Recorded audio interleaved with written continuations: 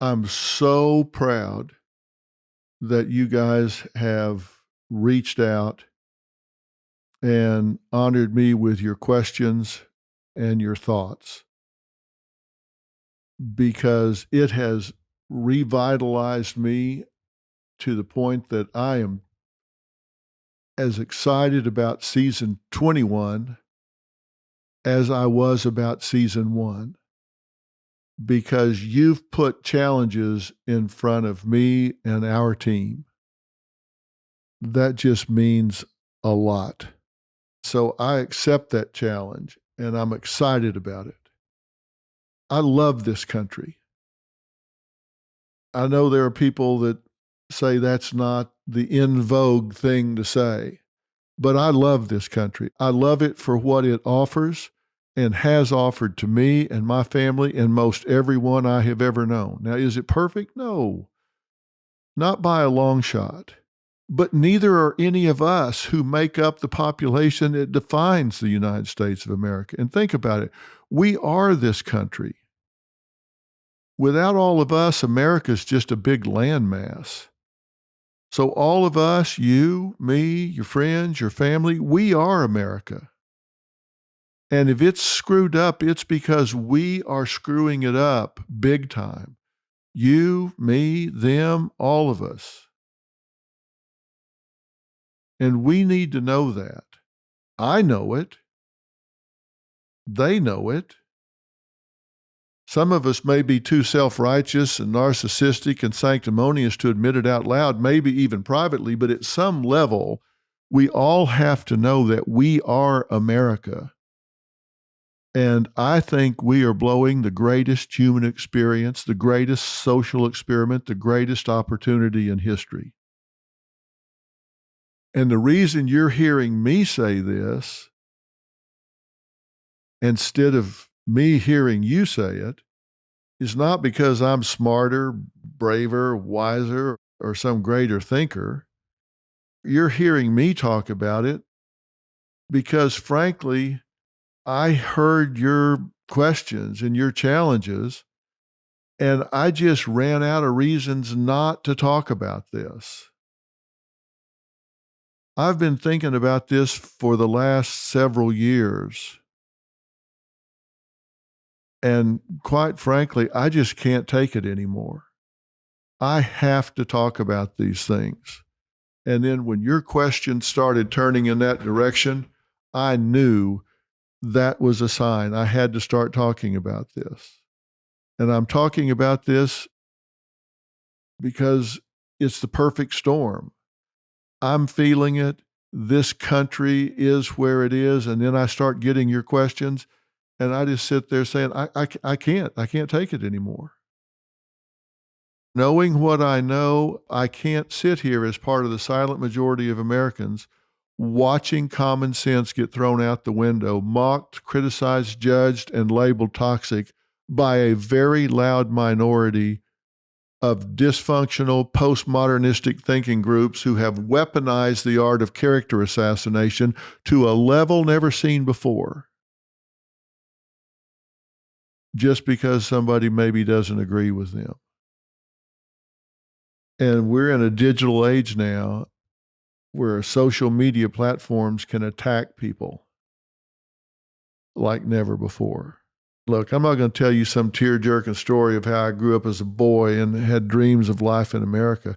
I want you to consider what I'm saying here because of what I know, the data supporting what I'm saying. We are in a bad spot in America right now. That's why you're writing me the things you're writing me. Cancel culture, mob rule, keyboard bullies, emotional extortion. We've got the tail wagging the dog on a lot of things.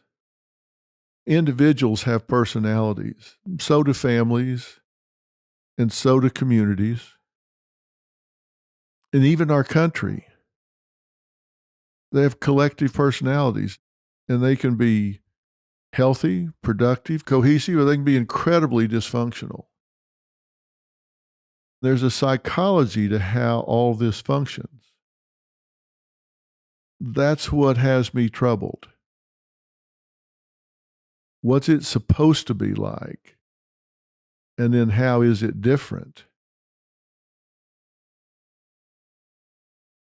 I always say that you should only compare yourself to you. So let's do that for a minute. There are different spheres of functioning, right? How was your life before everything got so divided? And what was the first link in the chain? Where did it start? Was it the vitriol that Trump introduced? Was it his inflammatory language? Did the rules change? Was it the Me Too movement? Was it BLM? Was it Colin Kaepernick when he wouldn't stand for the national anthem? Was it before that? Has it been long brewing?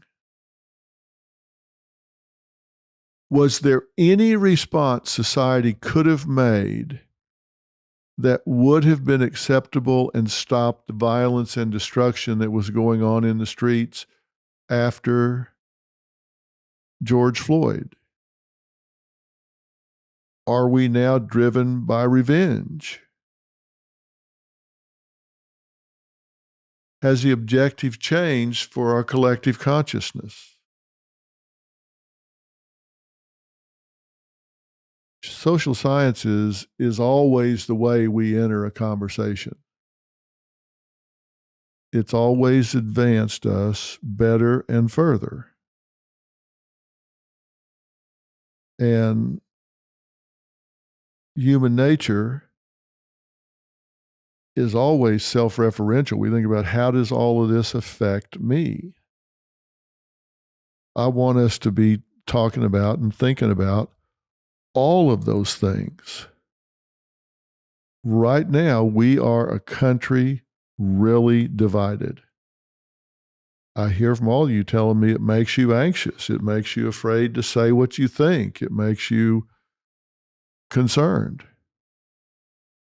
And it does affect your marriage. It does affect your family. It does affect your comfort with your kids going to school.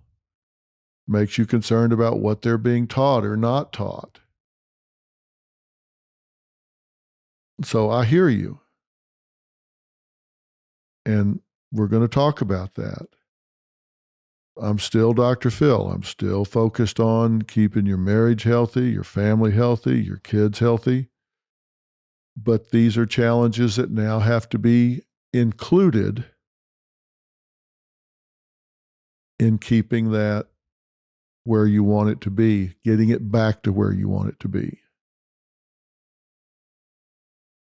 And I promise you, it starts with common sense and being honest with yourself. And like I said, I'm the incurable optimist.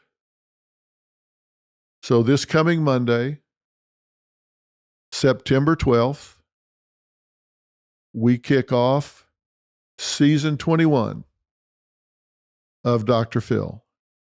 I really hope you'll join us for the launch of the season. And I promise you, you're going to see a rebirth of common sense. You're going to get the absolute truth.